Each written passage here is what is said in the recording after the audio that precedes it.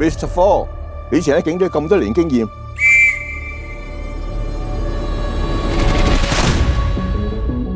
而家轉過嚟幫我哋律政，一定有你嘅高見嘅。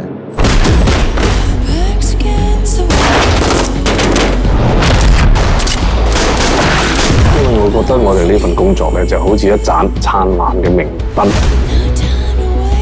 將有罪嗰啲人定罪，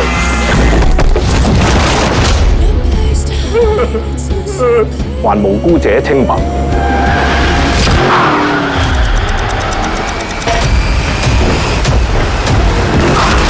明知道個犯身有事，但冇證據，我都要放人㗎，冇辦法㗎。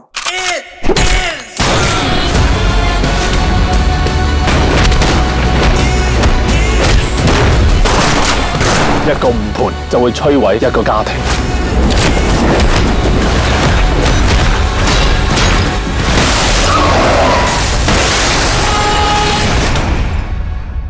喂！你 friend 俾100個人打緊牌一嚟公交，